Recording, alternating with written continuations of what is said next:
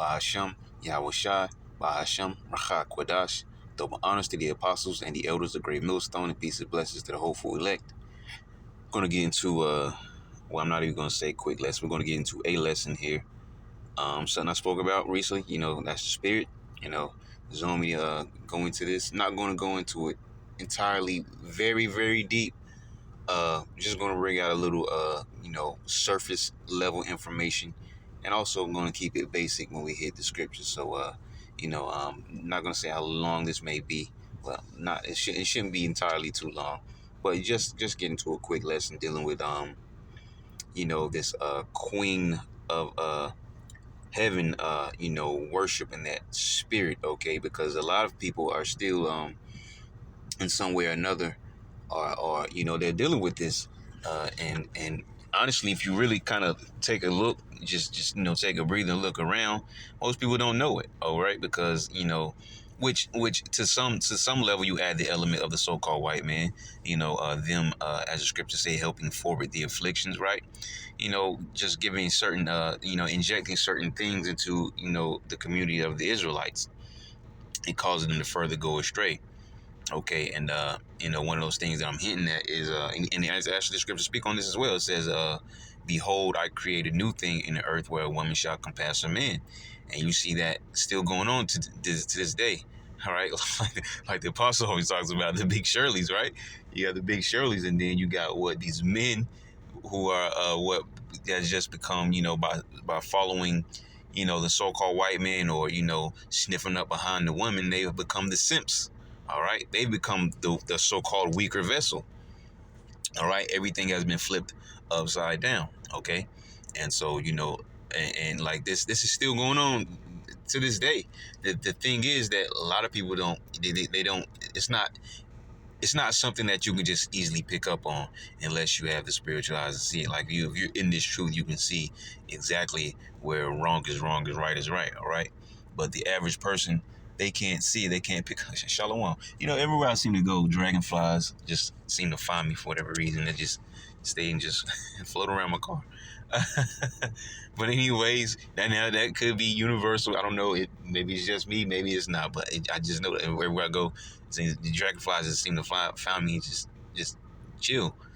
But anyways, like I was saying, that still goes on today, man, with that queen of heaven worship, and it's very subtle when you think about it, because, like I said, a lot of men have become simps, and these women are becoming a little too bold, right? To the point, like, they're damn near bold to the level of that men should be, okay? But like the scripture we just quoted, okay, and and then on a further note, you're talking about the ancient version of that, which not saying it doesn't exist still, but that ancient version, which we're going to read a little bit about, that queen of heaven worship, and eventually that became to a point where they decided, I believe it was the Roman Catholic Church, decided that they were going to make Mary this queen of heaven. But we'll get there, and we'll connect it in a second, all right? Because that's going to come from which is written in the scriptures, Diana, all right, one of those goddesses, as so-called, right? Which is I believe someone like some equivalent to Artemis or whatever, which eventually became what they decided Mary was going to be this particular individual, the queen of heaven, right? I believe Diana is in the Greek, and Artemis is in the Roman, but we'll get to it, and some kind of moon goddess and all that stuff. But yeah, this was decided, I believe, by the Roman Catholic Church, like in the third Council of Ephesus, I think it's called. As a matter of fact, I got a few notes here somewhere.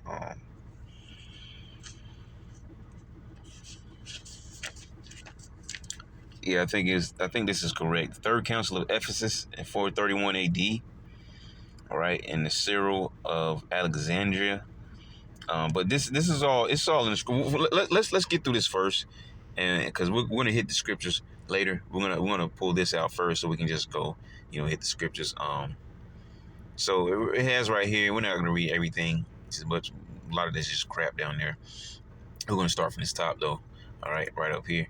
It says Diana was the goddess of childbirth the fertility goddess, the goddess of the moon, as well as because I just mentioned that the moon goddess, right? So the goddess of the moon, as well as the patron goddess of wild beasts, all right? That the so-called queen of the hunt, if you heard that term before, right? And it says wild beast in Roman mythology.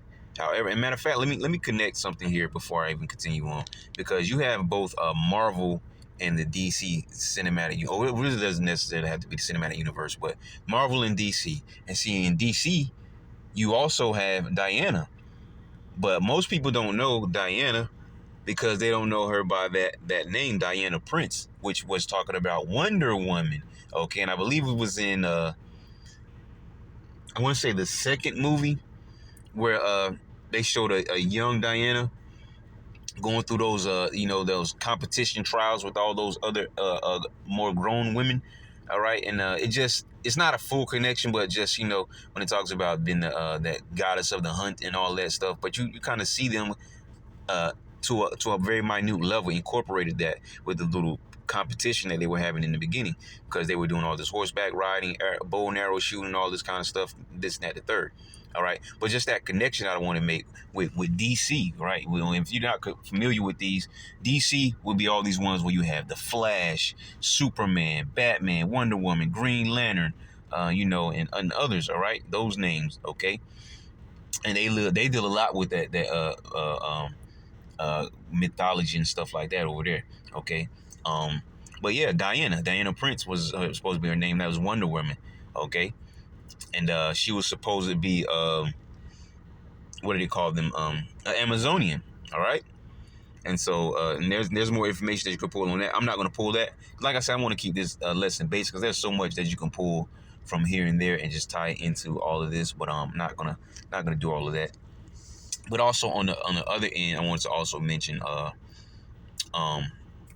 Marvel. Okay, man, what was the point that I wanted to bring out from Marvel? Oh man, it slipped my mind. Because there was something from Marvel that I wanted to point out as well. All right, but DC is just to show you that these people they still follow these things. All right, whether it be on a high level or a lower level, whatever the case may be. And if that Marvel thing comes back, I'll mention it. But I'm not gonna just sit here and click my brain. But it says Diana was the goddess of childbirth, the fertility goddess, the goddess of the moon, as well as the patron goddess of wild beasts in Roman mythology. However, she is best known as the goddess of the hunt, with her sacred animal being the deer. Her equivalent in Greek mythology is Artemis, all right, which we mentioned. Okay, I'm gonna grab Artemis. As a matter of fact, let's read this real quick. Let me jump back real quick because it says, as with many of the myths surrounding the gods, both Roman and Greek mythology, those concerning Diana vary from source to source and often appear conflicting. Timelines and locations are frequently at odds. All right, so I'm not going to read any more down there. So let's jump over here because in the Greek, she's known as Diana, which is in the scriptures. And there's always, because they're all Edomites, all right, whether they're Greek or Roman, they're all Edomites. So whenever you have a Greek god or goddess, you will have a Roman equivalent, or whenever you have a Roman god or goddess, you will always have a Greek equivalent. Excuse me. And in the Greek, she's known as Diana, and in the Roman she's known as Artemis. Okay, and in the scriptures, we know as just Mary. All right, but they tied all those three individuals together as one. Okay. But continuing on, and look, you see here Artemis, the goddess of the hunt. Okay, and not necessarily saying this is exactly how she looks. Maybe they don't even know. Maybe they do. It doesn't matter because she's false god anyway, so she can look however they want her to look. But this is just a depiction of whatever. And you see her with a little deer down there, goddess of the hunt or whatever. And this is what I was pointing out with that DC Diana, Wonder Woman, and she was doing, this is all the things that she was capable of doing, right? And with the exception of, well, not the exception because Wonder Woman could fly, but you get what I'm saying there. But anyway, it says Artemis was the Greek goddess of hunting, wild nature, and chastity. daughter of Zeus and sister of Apollo. All right, and those names are going to come up again. Maybe not this lesson, because there's another lesson I'm going to end up doing stemming from this one. All right, not exactly the same lesson, but it's going to stem from this one. But anyway, it says, daughter of Zeus and sister of Apollo. Artemis was a patron of girls and young women and a protectress during childbirth. Artemis was widely worshipped, but her most famous cult site was the Temple of Artemis at Ephesus. And this is why I wanted to pull this up, because this is all in the scriptures when we dive into it. All right, the Temple of Artemis, and we're gonna jump into an act, well, no pun intended, an act, but we're actually gonna go to the book of Acts for this act. With Paul and I believe it's Barnabas, Paul and Barnabas, dealing with these heathens. All right, and I'm not talking about the heathen nations, okay? Because I want to say these. Well, it could have been a mixed culture, but it was basically Israelites. If I'm correct, it's probably going to be Israelites in actual Ephesians that lived in that area, which I'm talking about Edomites or whoever. Okay. But I'm not sure of that, so don't take me 100% on that word. I'm just guesstimating, because Israelites were scattered, through different areas, right, in these different countries where these heathens lived. Okay, so it says Artemis was widely worshipped, but her most famous cult site was the Temple of Artemis at Ephesus, one of the 7 wonders of the ancient world. I don't really want to grab. We'll grab just this first portion to point something out. It says, in Greek mythology, Artemis is the daughter of Zeus and Leto, born either on Delos or Ortygia, near Ephesus in western Turkey. Okay, giving you the particular region. All right, it says she is the twin sister of the god Apollo, and this is all mythology. This is all bullcrap. We just pointing out for a reason. Let me grab this real quick, because I was going to go ahead. All right, get off the screen. It says the Temple of Artemis right here. You see that? Temple of Artemis. It says at Ephesus, was located on the western coast of Asia Minor, which is modern day Turkey, and built in the 6th century BCE. Such was its tremendous size, double the dimensions of other Greek temples, including the Parthenon, that it was soon regarded as one of the 7 wonders of the ancient world. We don't need any more of that, but this is an actual place that existed, and they were very heavily into this worship. Okay, and you're gonna see just how heavily they were into it when we go into this account. But before we get there, we're gonna pull up one more thing. All right, and throw this in here, okay, for information sake. All right, it says Theotokos. Okay, I believe that's how you pronounce it. Theotokos. Yeah, Theotokos. It says Mother of God, used in Eastern Orthodox Church as title of Virgin Mary. You see that? And this is what we were talking about earlier, that Third Council of Ephesus, coming from the Roman Catholic Church, who voted on this matter. Okay, I believe they voted on this matter to call Mary, or equate her with Diana, or however the case may be. Okay, and I thought this pulled up. Okay, here we go. And this is what I was looking for. You see that Greek origin? Greek, theos, meaning God, tokos, meaning bringing forth. Okay, and there was another term,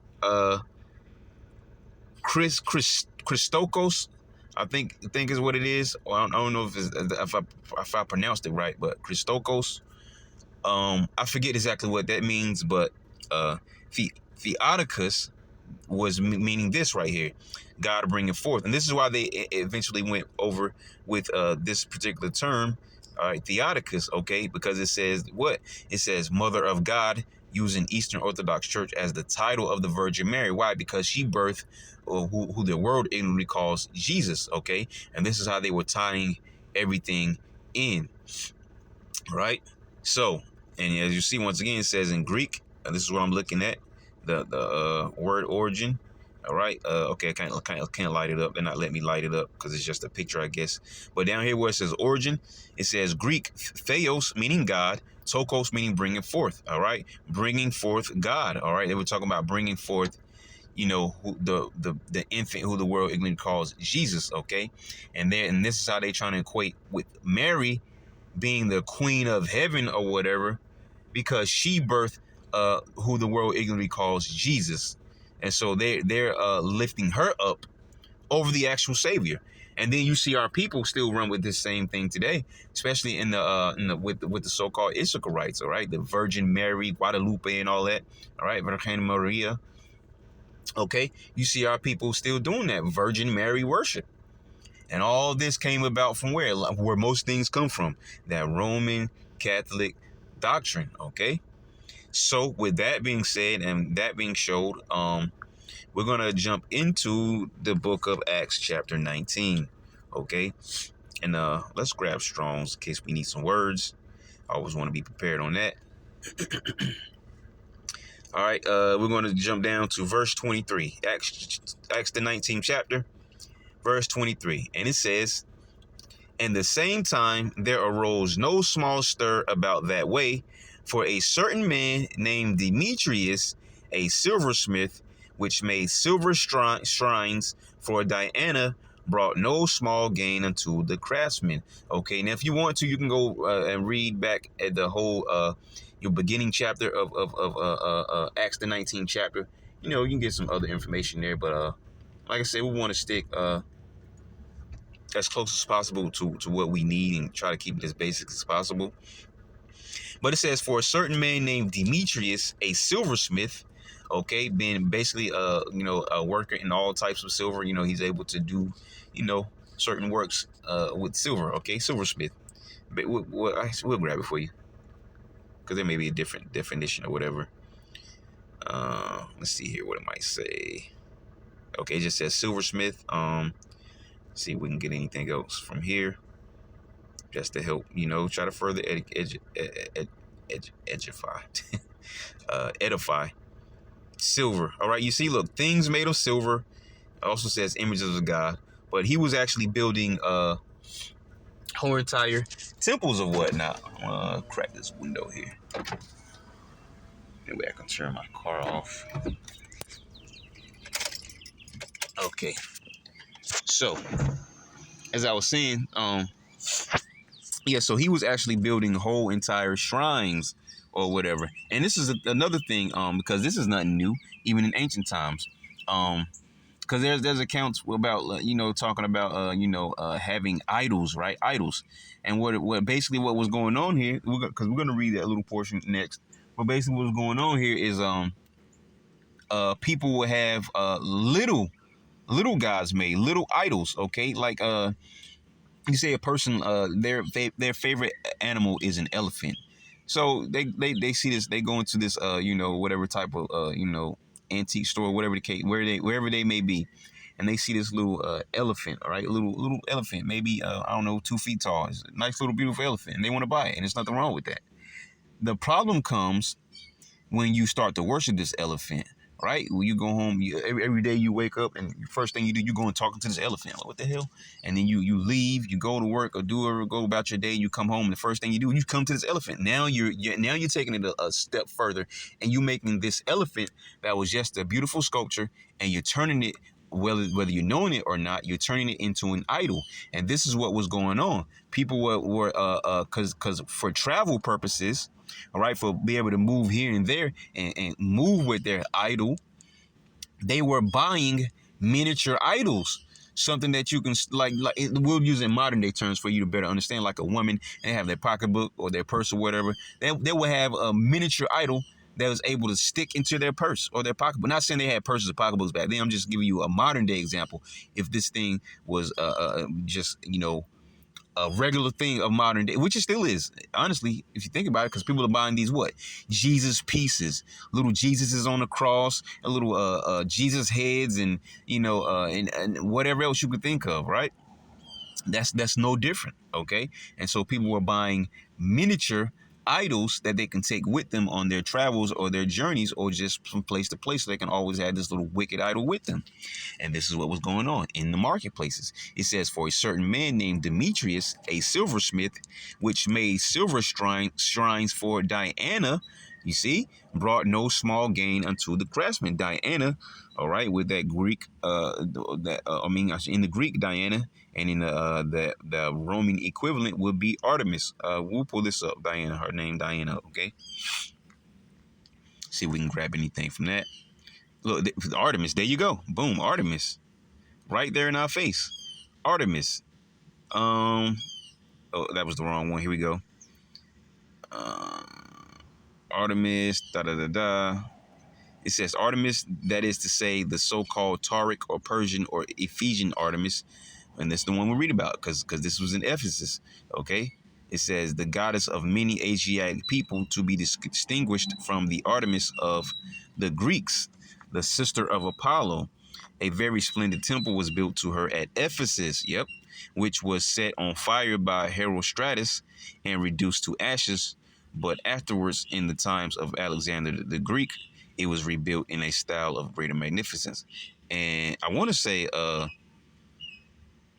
I might be wrong. When it's talk about that it was set on fire by Herostratus.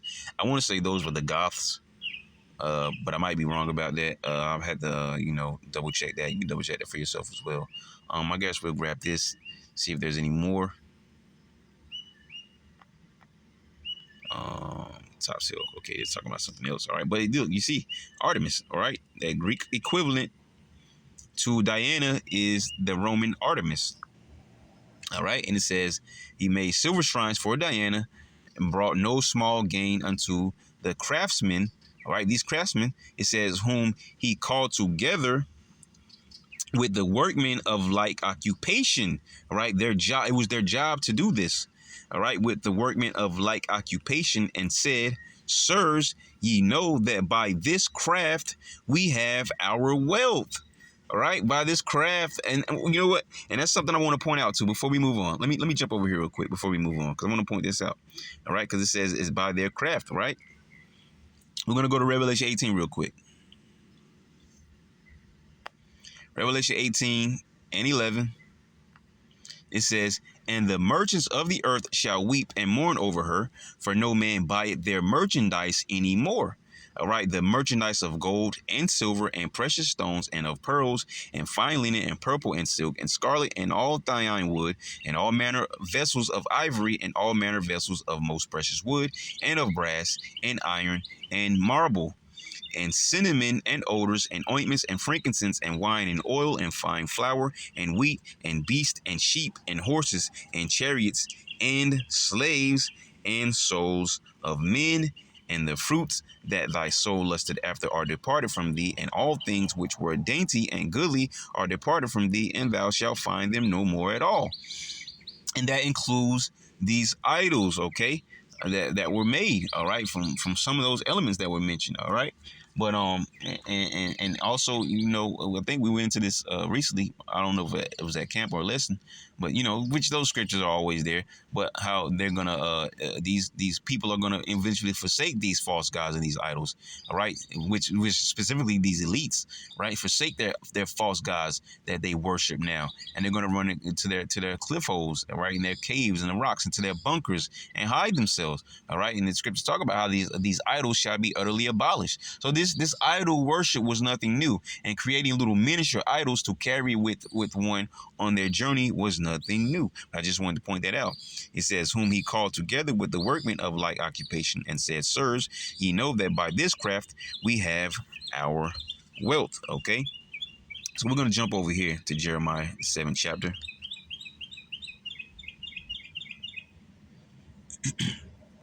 All right, we're going to grab verse 16. All right, and it reads, therefore pray not thou for this people, neither lift up cry nor prayer for them, neither make intercession to me. Right? Don't be praying for these wicked people. Right? Like the faithful believers in the Lord shouldn't be praying for these 2/3. All right.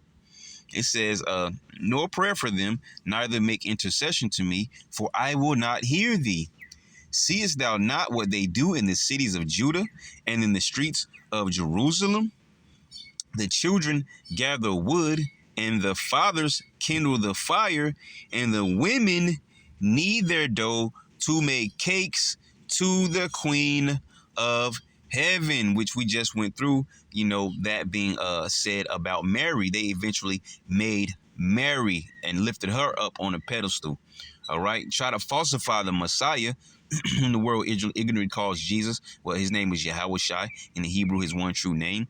And, falsify the Messiah, but lift Mary up like she was special simply because she birthed Yahweh Shai. Okay? And let's see if we can grab something from Cakes. Maybe it'll say something from Cakes. All right, because they made little cakes. And I believe they imprinted her image on these cakes or whatever. Look, sacrificial cake. Sacrificial cake. Let's see what this says. Get over there. All right. To be firm, be stable. Set up, establish, fix. All right. So it's going back further to something else. But hey, there it is. A sacrificial cake. And they were doing what? Kneading their dough to make cakes to the Queen of Heaven, which is Diana, who was the same as Artemis, who was made to be, or actually Mary, who was made to be called the Queen of Heaven, who was Diana in the Greek, and the equivalent in the Roman being Artemis. All right. So it says to make cakes to the Queen of Heaven, and to pour out drink offerings unto other gods, that they may provoke me to anger. Do they provoke me to anger? Said the Lord Yahweh. Do they not provoke themselves to the confusion of their own faces? Like it says in Deuteronomy 28th chapter, that he will send us into captivity, where we will be made to serve other gods that you know your fathers have known, even wood and stone. And that was a problem with the Israelites. Couldn't keep our hands off these idols, okay? We did many sins and wickedness that may have, we're not saying for sure, but may have been overlooked by the Lord. But that idol worship added to those sins was just too much, all right? Idol worship just tipped the scale. All right, Exodus chapter 20. Go and read what that says. All right, there is no other God, and he's a jealous power. All right, but continuing on. All right, from there we're gonna stay in Jeremiah, and we're gonna go to Jeremiah 32. Gotta glare on my phone. All right, here we go. Jeremiah 32, and we're just gonna grab verse 30. Jeremiah 32 and 30. It says, "For the children of Israel and the children of Judah have only done evil before me from their youth. For the children of Israel have only provoked me to anger with the work of their hands, said the Lord Yahweh." And so we got to pull this up, with the work of their hands, which we mentioned so often. All right, Psalms the 135th chapter, as well as Psalms 115, because they both say the same thing. It says, "Their idols are silver and gold, the work of men's hands. They have mouths, but they speak not. Eyes have they, but they see not, because they're only statues. They have ears, but they hear not. Noses have they, but they smell not, because they're not alive. They have hands, but they handle not. Feet have they, but they walk not, because they're not able to move without you moving them. Neither speak they through their throat," because they can't speak you, they can't curse you, they can't bless you. All right, I mean, speak to you, they can't curse you, they can't bless you. They can't put you into trouble, they can't pull you out of trouble. And they that make them are like unto them, so is everyone that trusteth in them. All right, and what did we read earlier in the book of Acts? That people were crafting these miniature idols of Diana, right? Who is equivalent of Artemis, who they made to be Mary, the mother of the infant Yahushua, who the world ignorantly calls Jesus. Okay, are you getting it? I hope you're following along. Lord willing, you've been edified. All right. So and this is what's going on. Like I said, it was nothing new. I believe what was his man, I'm not good with names. It was back, I want to say someone's daughter had stolen their idol when they left. Almost want to say it was Isaac or Jacob. I want to say it was Jacob almost, and one of his daughters. It might have been Dina, or however you pronounce her name, or it was someone that stole. Man, it was a Hamor, or whatever you pronounce his name. I forget. I'm not, like I said, I'm not good with names, but stole his idol. All right, and he was furious, and he went looking for the idol, and it was hidden. Okay, when they took it, they hid it. Okay, I believe it was someone's daughter that took it. I almost want to say it was Jacob. Okay, but took old buddy's idol and hid it from them. But this is nothing new. That's the point that I'm trying to bring. It's nothing new. All right. There were people who just had miniature idols of whatever it was that they worshipped, and it was to keep, to take them. Maybe they traveled and want to take it with them, and took it on their little journeys. All right, and then there were even groves, right? Signature places where you could come and worship this idol with a probably a bigger statue, like what we talked about, the temple of, what was it, the temple of Artemis in Ephesus. Right, I'm pretty sure there was a huge statue of Diana or Artemis, however you want to name her. Okay, at that temple where people will come and it be a chief place of worship for this false goddess and idol. Okay, but then you had your miniature ones. Maybe you didn't live exactly in that radius or in this particular city or area, and you have to travel, and so you want to go back home, and you're going to take your little false idol with you, but it was a miniature size of that same one that you just got through worshiping at life size model, right? You get what I'm saying? So from there, after reading Psalms, we're going to jump over to Deuteronomy chapter 4. Don't drive over here. Don't do this again today. Open lot, and they always drive near you. Thank you. If this one kept driving. All right, Deuteronomy chapter 4. Verse 15 says, "Take ye therefore good heed unto yourselves, for ye saw no manner of similitude." And I'll get this word similitude for you. All right, similitude. It says form, image, likeness, representation, semblance. You see? We'll grab this root word right here.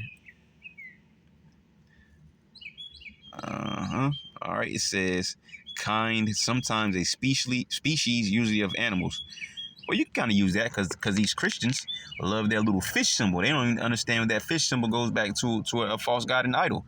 So they honestly, and that's beautiful, because Christians, they actually serve two false gods and idols, because Jesus is the one that they know of, right? And they love him. They love Jesus, right? But then they have that fish symbol that they love so much, and that goes back to another a different false god and idol, all right? And you have individuals that actually wore these fish hats. I can't think of their names right now or whatever, so you can look it up for yourself. But they wore these little fish hats, and if you look, there's at the Pope. They take on that same custom. Look at the hats that the popes wear, and you look up this ancient what is it called? No, it's not Zoroastrianism. It's not that. It was something else. But if you look it up, you can find it for yourself. You see these little fish hats, right? These little fish god people, fish hats, and the Pope is symbolic of that hat, symbolic of the same thing, that little fish god hat that they wore. All right, so these Christians and these Catholics, they worship dual gods, and they don't even know it. Which white Jesus is enough. That's the biggest false god and idol out there. And then runner up is Allah. All right, and then these other ones, okay, all right, like Virgin Mary and so on and so forth. But they don't even know that they worship two false gods and idols. All right, I just something that came to mind just now, through the Spirit.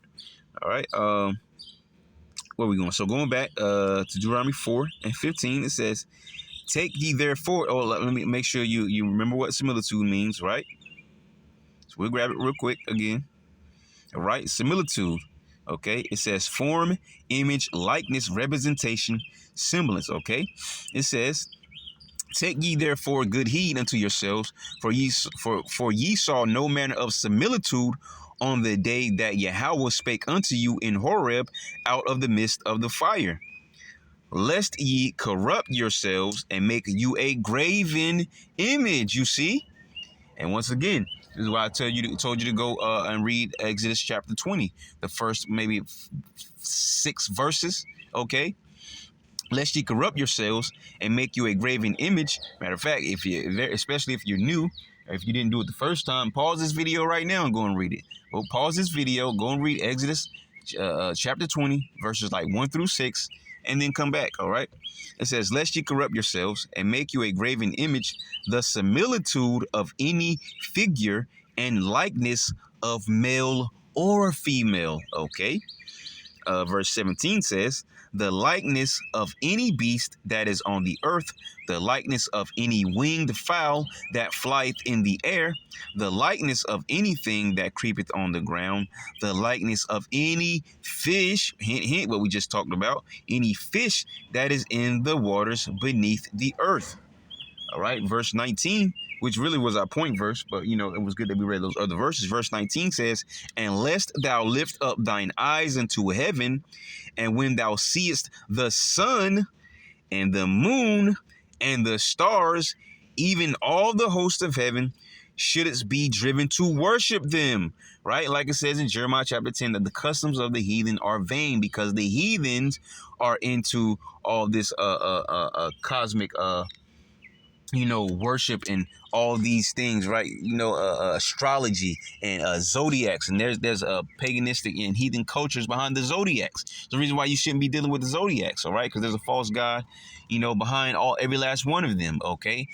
Dealing with even, when it comes to the planets, all right, which is, like the constellations, the sun, the moon, the stars, the planets, constellations in general, all right?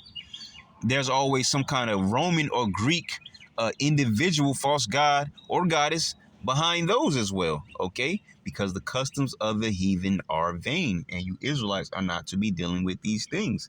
And this is why the Lord warned you of these things. It says, unless thou lift up thine eyes into heaven, and when thou seest the sun, and that sun worship is very heavy in that Egyptology and the Egyptian culture or whatever. It says, and the moon, which we just talked about, we're currently talking about Diana or Artemis, all right, the moon goddess, right, queen of heaven, okay. It says, and the moon and the stars, even all the host of heaven, should us be driven to worship them and serve them, which the Lord Yahweh, thy power, hath divided unto all nations under the whole heaven. All right, his ordinances he set up, but you're not to go and follow after the customs of the heathen, which is worshiping them. Okay, you're not to be worshiping the sun. You're not to be worshiping the moon. Okay, the most that we deal with the moon is to deal with time and Sabbath days and things of that nature. Okay, all right, but stars, you're not to be doing that. Okay, and anything else that's up there. All right, you shouldn't be dealing with that. The heathens do that. The heathens are the astrologers and dealing with the zodiacs and and all of those other things. Okay, so the Lord warned you of these things. All right, for a reason. And once again, I'm going to mention Exodus chapter 20. You really need to read those verses. Okay, and this will make even more sense. Okay, so we're going to go to Ezekiel chapter 8. I'm going to do a tad bit of reading here. All right, we want to start from the top. Ezekiel chapter 8, verse 1. It says, and it came to pass in the 6th year, in the 6th month, in the 5th day of the month, as I sat in mine house, and the elders of Judah sat before me, that the hand of the Lord Yahweh fell there upon me. Then I beheld, and lo, a likeness as the appearance of fire from the appearance of his loins. All right, and even downward fire, and from his loins even upward. And this is talking about specifically the Heavenly Father, Yahweh, which I recently went into a lesson dealing with this, all right? The children of Israel at the bottom of the mount, all right? And also Ezekiel chapter 1, going into talking about the same thing. And this is the Lord once again, all right? He saw a vision of the Lord. All right, in the only way that he can view the Lord without actually viewing the Lord himself. All right, this is just how the Lord allowed him to see him. Now it maybe could be just exactly how the Lord looks. I'm not saying that for sure, and really I really doubt that. But this is just how the Lord appears. Okay, and which still looks splendid, and nonetheless. All right. But, I went into a lesson like that recently, okay? It says, then I beheld, and lo, a likeness as the appearance of fire from the appearance of his loins, even downward fire, and from his loins even upward, as the appearance of brightness, as the color of amber. Okay. And it says, and he put forth the form of an hand, and took me by a lock of mine head, and the Spirit lifted me up between the earth and the heaven, and brought me in the visions of God to Jerusalem, to the door of the inner gate that looketh toward the north, where was the seat of the image of jealousy, which provoketh to jealousy. All right.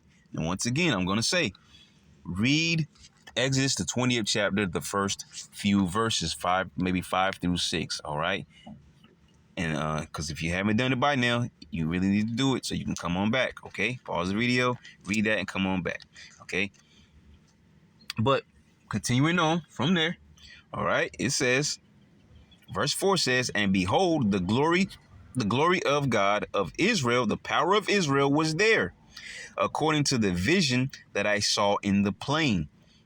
Then said he unto me, Son of man, lift up thine eyes now the way toward the north.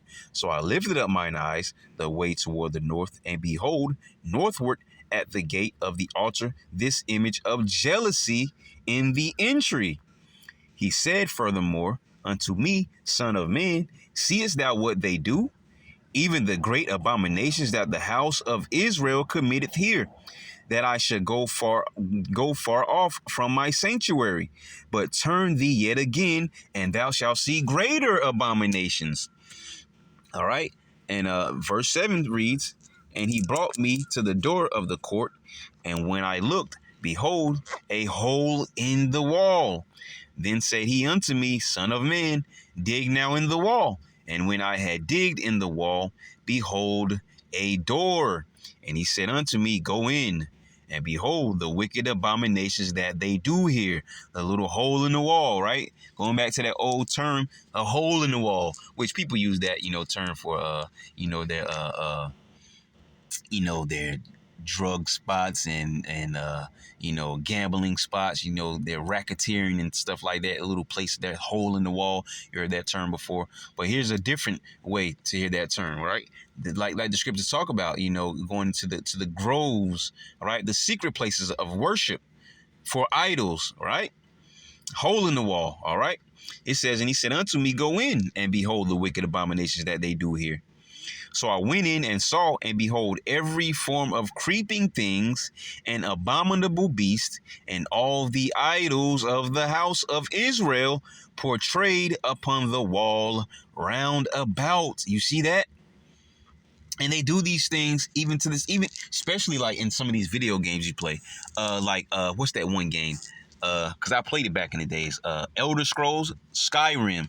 All right, they have all kinds of deities in that game, and all kinds of you have a house where you can build up your own house, and you can create a basement, and then in the basement you're able to make a shrine, and then on the shrine you're able to put multiple little idols and relics up there, right?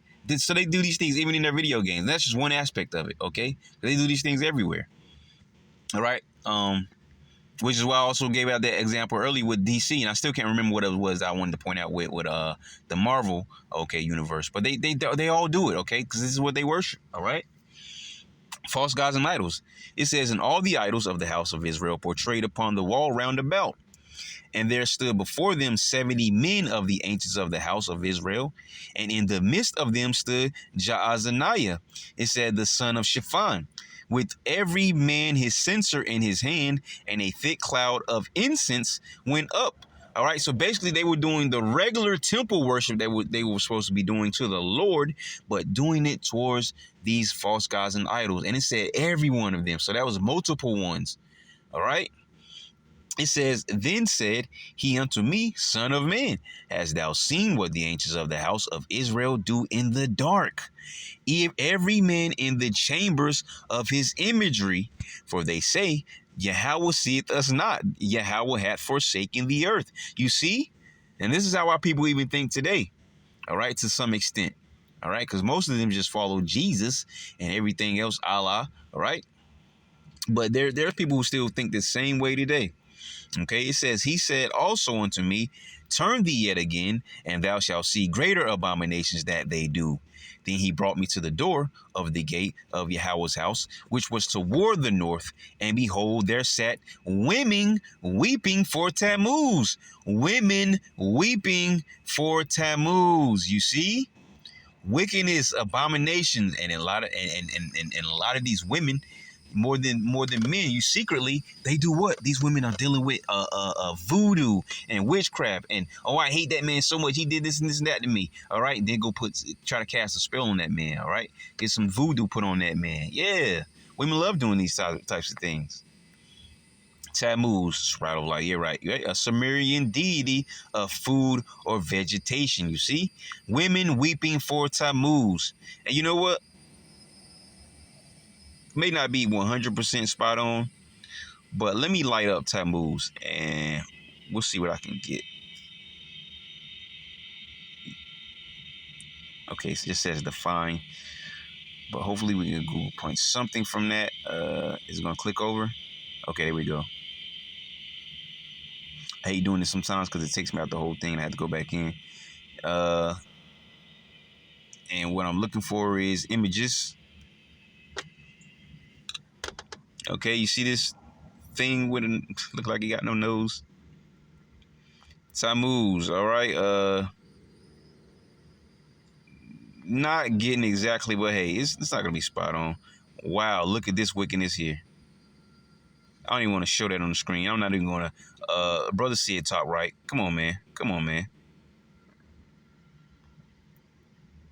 Let's get out of here. Let me get the hell out of here. Just all right. This is back on reverse. Okay. So you see, then he brought me to the door of the gate of Yahweh, of the gate of Yahweh's house, the gate of the Lord's house, meaning at the temple. Okay. It says, which was toward the north, and behold, there sat women weeping for Tammuz. Okay. Now I know this is exactly going into that Queen of Heaven, but these are just other verses that I wanted to point out to show you that none of this is new. All right, all this idol worship is not new, and a lot of it stemmed from women themselves. Okay, it says, then said he unto me, hast thou seen this, O son of man? Turn thee yet again, and thou shalt see greater abominations than these. Verse 16 says, and he brought me into the inner court of Yahweh's house, the inner court. And behold, at the door of the temple of Yahweh, between the porch and the altar, were about 25 men, being 25. It says, with their backs toward the temple of Yahweh, and their faces toward the east. And they worship the sun toward the east. And what did we just read? That you are not to worship the sun and the moon and the stars, the constellations, and so on and so forth. You were not to do these things. But what were the children of Israel doing? These very same things. It says there, and this is how wicked it is. Okay. It says, their faces toward the east, and they worship the sun toward the east. They worship the sun toward the east, but their backs to the temple and the altar of the Lord. Their backs to the altar of the Lord, and them facing the east, worshiping the sun. Right? How wicked is that? Okay. It says, verse 17, then he said unto me, hast thou seen this, O son of man? Is it a light thing to the house of Judah that they commit the abominations which they commit here? For they have filled the land with violence, and have returned to provoke me to anger, and lo, they put the branch to their nose. Therefore will I also deal in fury, mine eye shall not spare, neither will I have pity, and though they cry in mine ears with a loud voice, yet will I not hear them. And I want to go back and grab 16. And we're going to pull this up in NLT. All right. 8 and 16 in the NLT. And it says, then he brought me into the inner courtyard of the Lord's temple, at the entrance to the sanctuary, between the entry room and the bronze altar. There were about 25 men with their backs to the sanctuary of the Lord. They were facing east, bowing low to the ground, worshiping the sun. You see? All right, I just wanted to read that in the NLT to see if it said anything different, but it was pretty much and this is what I love about the NLT. A lot of times it's spot on. It's like cutthroat with how spot on it is sometimes. All right. So Zephaniah chapter 1 is what we're jumping over to. All right, we're gonna grab a tad bit more. Let's go back to the KJV. I was gonna read in the NLT. We'll go back to the KJV. Okay, and we're gonna start at verse 2. It says, I will utterly, Zephaniah 1 and 2, I will utterly consume all things from off the land, said the Lord Yahweh. I will consume man and beast. I will consume the fowls of the heaven and the fishes of the sea and the stumbling blocks with the wicked. And I will cut off men from off the land, said the Lord Yahweh. I will also stretch out mine hand upon Judah and upon all the inhabitants of Jerusalem, and I will cut off the remnant of Baal from this place, and the name of the Chimerims, all right, with the priests, and them that worship the host of heaven upon the housetops. Them that worship the host of heaven upon the housetops, and them that worship and that swear by Yahweh, that swear by Malcolm, and them that are turned back from Yahweh, and those that have not sought Yahweh nor inquired of him. Hold thy peace at the presence of Yahweh of power, the Lord Yahweh, for the day of Yahweh is at hand. For Yahweh hath prepared a sacrifice, he hath bid his guest, and it shall come to pass in the day of Yahweh's sacrifice that I will punish the princes and all the king's children, and all such are clothed with strange apparel. All right, false gods and idols and their worship and their ways, okay, their philosophies, their way of living, learning, teaching, whatever. All right, we're to put on these garments that the Lord has provided for us. All right, go and dive into these scriptures, which is a part of our culture, our heritage. All right, our nature. All right, not doing any things after the heathen. Okay. And I was going to grab a couple words here. As a matter of fact, I'll do it for the sake of this lesson. Okay. And we'll grab, where is it? Here he is, Baal. Okay. And it says Lord, okay, which is Lord of the Flies, really. All right. It says supreme male divinity of the Phoenicians and the Canaanites. All right, which were Hamites, or you would know as Africans. If I'm correct about that. Okay, and that was it right there, because that was what the connecting definition of Baal. Okay, we'll see what else it says. It looks like in Hebrew it says Baal, if I'm correct. We're not going to try to really get that correct, but Baal. It says owner, husband, lord, rulers, lord, which should be used categorized. Yeah, so on and so forth. All right, it's nothing special there. All right, Baal. And then it says of the Chimerims. All right, so, we'll see if we can see who these people are. All right, not going to say 100% sure. We're just going to see what this says. It just says priests, idolatrous priests. So let's see if we can grab this.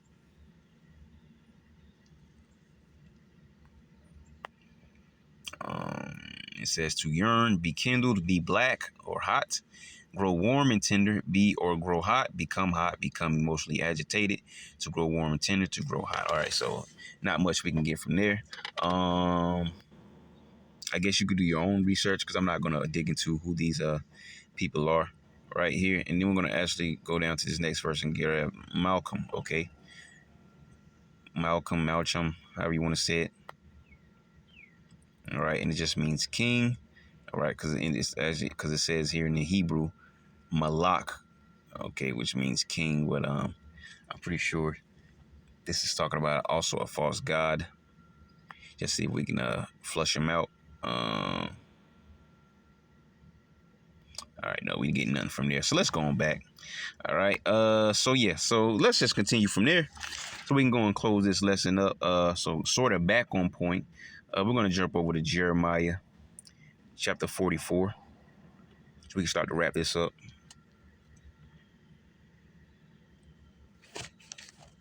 Jeremiah chapter 44, we're going to grab verse 17.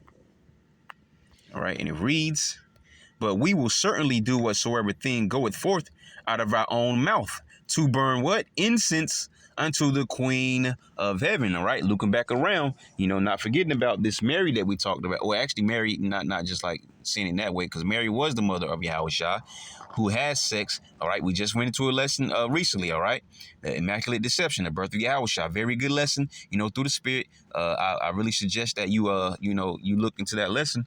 All right, if you're new here to my channel, just having to be scrolling across this video and you care to take a peek. All right. It crushes, and I'm just saying I'm the only one, it was a learning process for me as well. But, just going to that deceit, that virgin, that Mary was a virgin and that an angel had sex with her and conceived the Savior. And then their name was Jesus, and because we covered all of that. All right. His name is not Jesus. Covered that. OK. Showed you his name is actually Yahushua. OK. Covered that. Covered the interest of any child in this world has to come through the birth canal of a woman. Okay. And we read that in Wisdom of Solomon chapter 7, Wisdom of Solomon chapter 7, which was Yahushua himself. Solomon was a previous reincarnation of himself as Solomon. He was King Solomon. Okay. We went into all those scriptures just dealing with that seed line and the birth of Yahushua and Joseph actually having sex with Mary, all right, who was a virgin, but he had sex with her before he was supposed to have sex with her, and he ended up getting her pregnant, and she wasn't able to produce her token of virginity, which was her bleeding on the cloth or sheet or bedspread or whatever the case may be. All right. To show that she was a virgin, because when virgins have sex for the first time, they will bleed. OK. And that was a token of her virginity. And so they had sex before they were supposed to have sex, and it conceived Yahushua because the seed lies in the men. And so Joseph implanted his seed within Mary, got her pregnant. All right. And an angel had came to deal with Mary. We covered that point as well. Right. Showing that the angel did not have sex with Mary. All right. When it says hail, he basically brought word. So like I said, go into the lesson, you get all that information. He brought word to Mary. That's what he did. He brought word to Mary. Okay. Actually spoke to Mary also about her cousin Elizabeth, who was the birth of Yahushua's cousin, which was John the Baptist, who paved the way for Yahushua. Okay.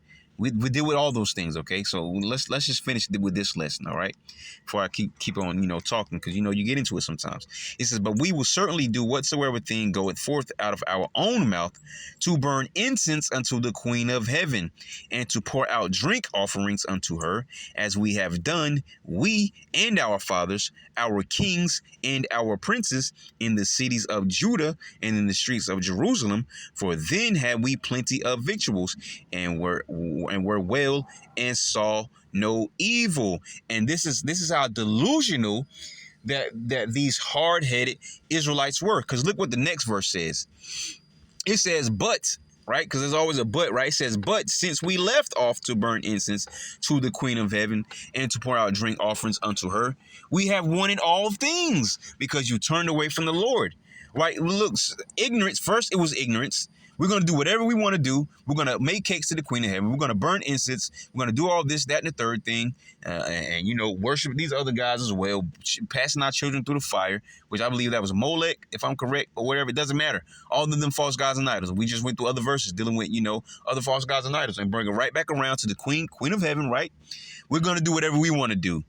But so delusional that it says, but, you see how stupid they were? But since we left off to burn incense, crying now to the Queen of Heaven and to pour out drink offerings unto her, we have wanted all things and have been consumed by the sword and by the famine, because you were idiots.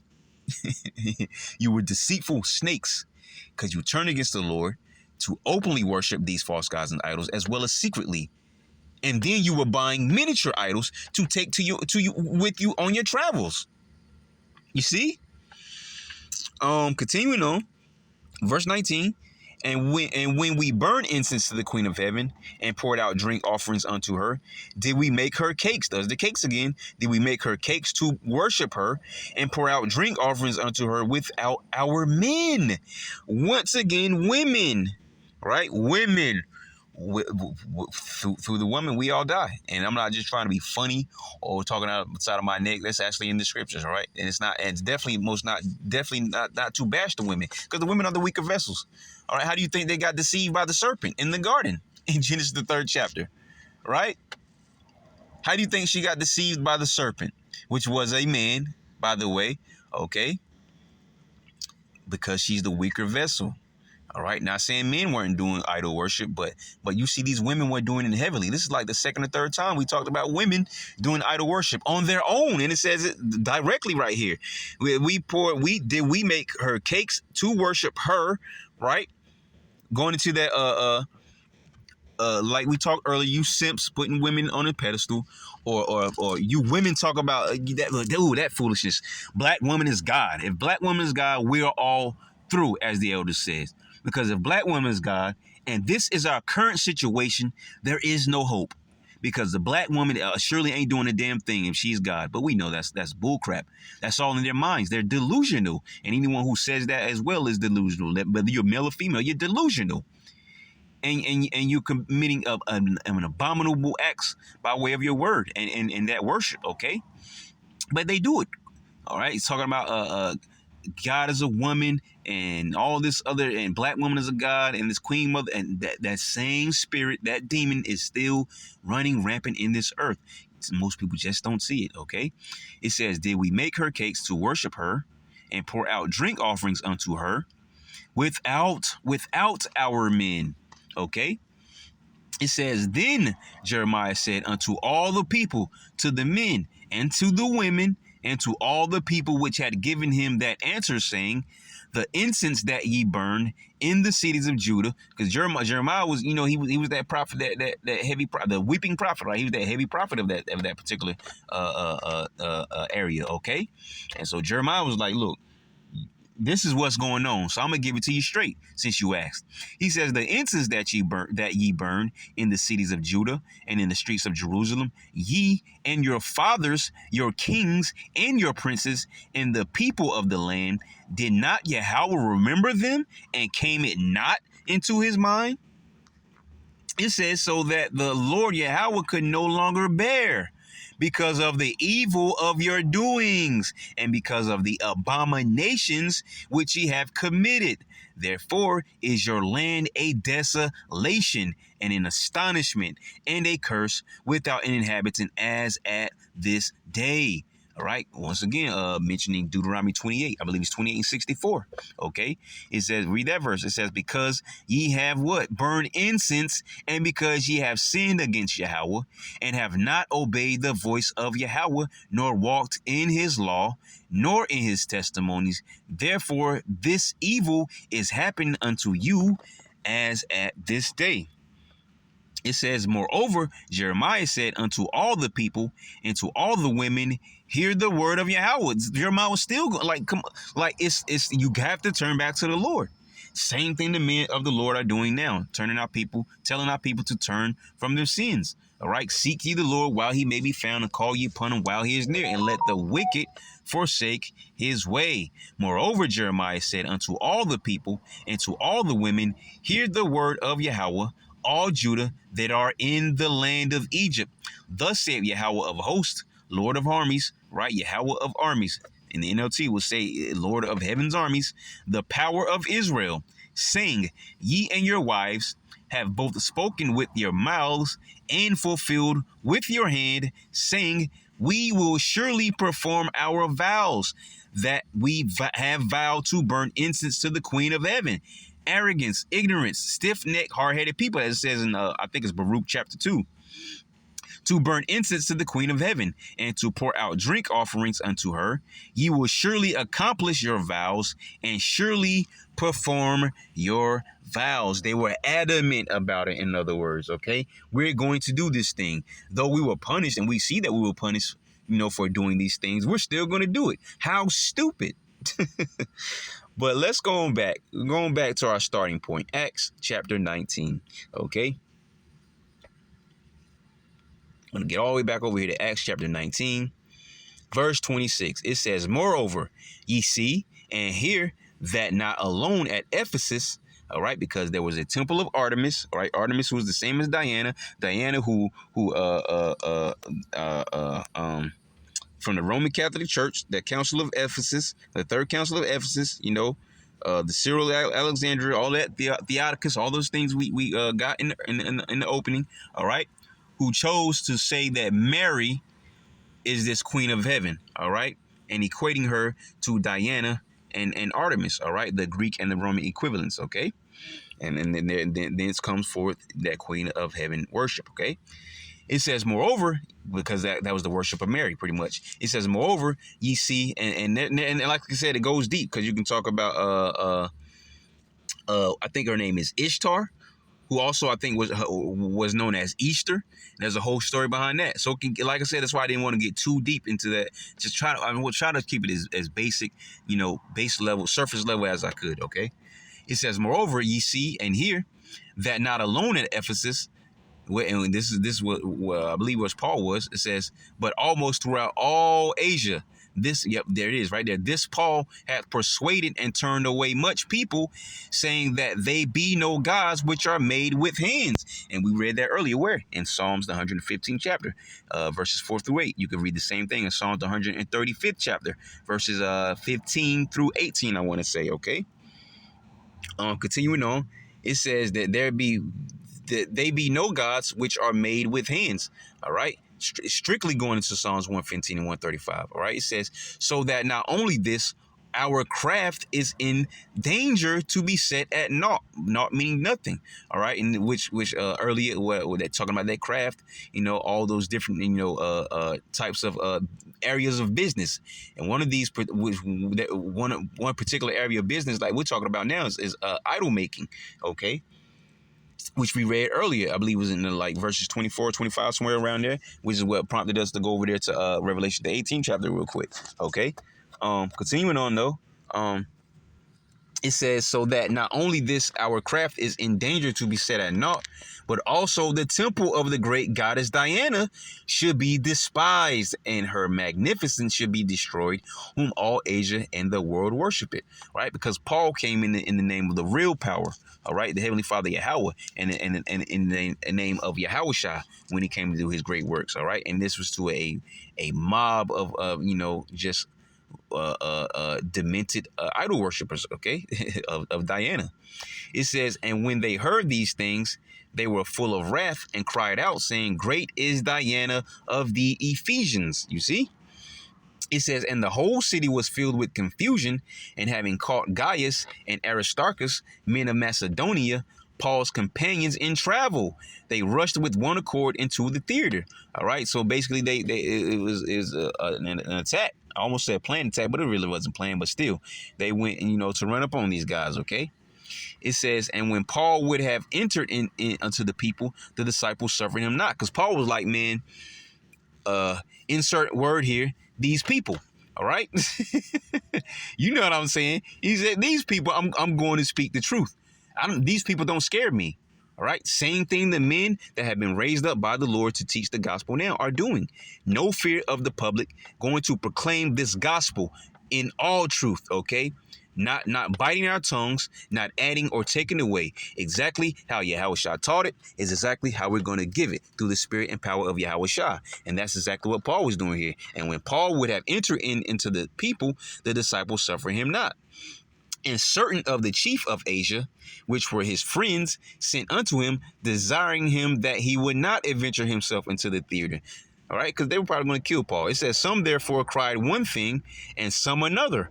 For the assembly was confused, and the more part knew not wherefore they were come together.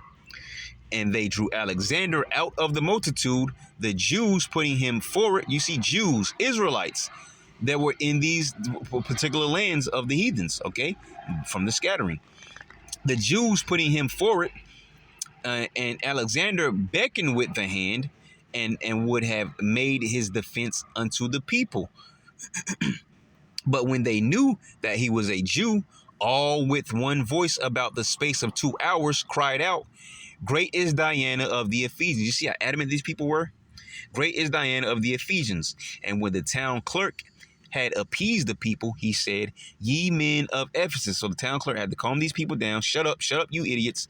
Maybe he probably didn't say that, but you know, just being extra dramatic. It says, he said, "Ye men of Ephesus, what man is there that knoweth not how the city of the Ephesians is a worshiper of the great goddess Diana, and of the image," that word again, image, "which fell down from Jupiter." Okay, Jupiter, going back to which is going to maybe, if the Spirit allows, one of my next lessons, which I spoke on earlier, what we're going to get into.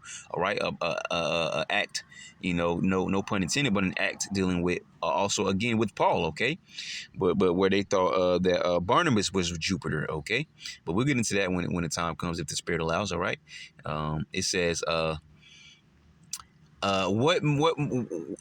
let's read. It says, "Ye men of Ephesus, what man is there that knoweth not how that the city of the Ephesians is a worshiper of the great goddess Diana, and of the image which fell down from Jupiter?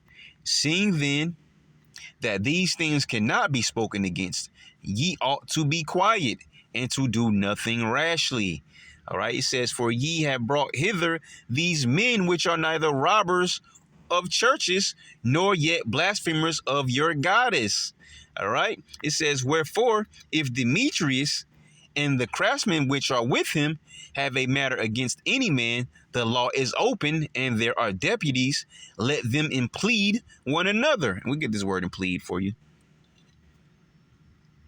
All right, so you see Demetrius, all right, on the opposite side of the fence. Okay, they would kill Paul if they could, but we're gonna get to it. It says to come forward as accuser against, bring charge against, to be accused. All right, he was adamant about accusing Paul. All right, and whoever was with him.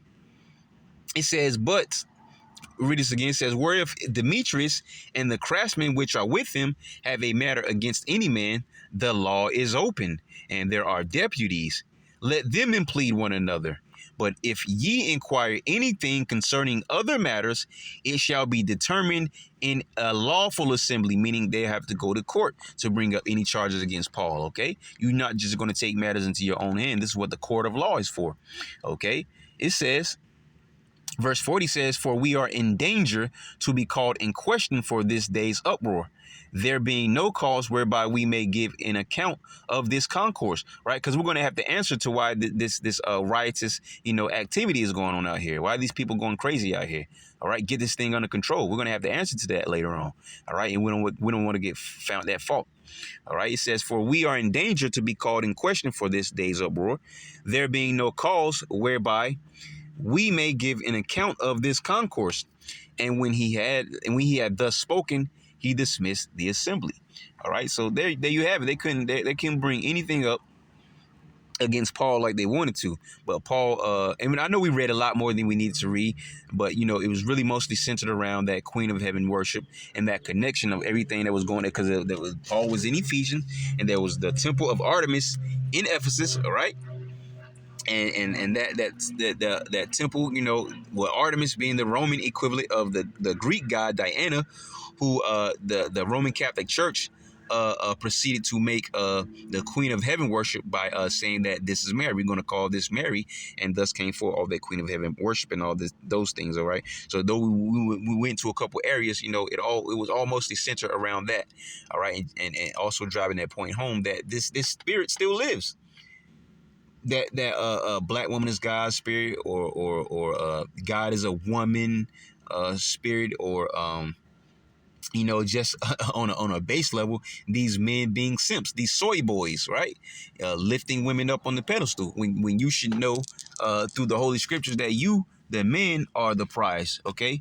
And the woman was created to help you, to be the helpmeet. But we, of course, now I also have to say, all right, so I don't want anyone to blow their wig, right? But we're not in our ancient time periods, or even in our land for that case, all right?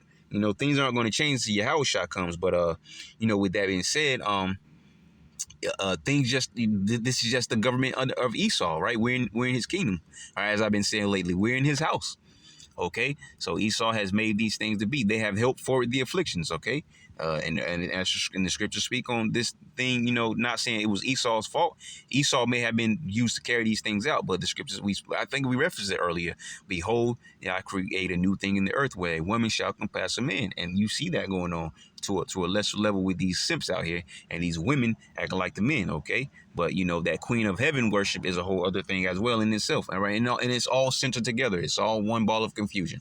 Okay, so that's it for this lesson. Lord willing, you will edify. I want to close by giving all praises, honor, and glory to Yahweh, Ba'ashem Yahweh Shai, Ba'ashem Rachak Kodash, the water Yahweh Ba'ashem Shai for this lesson. Lord willing, you will edify. Till next time, Yashua, say shalom.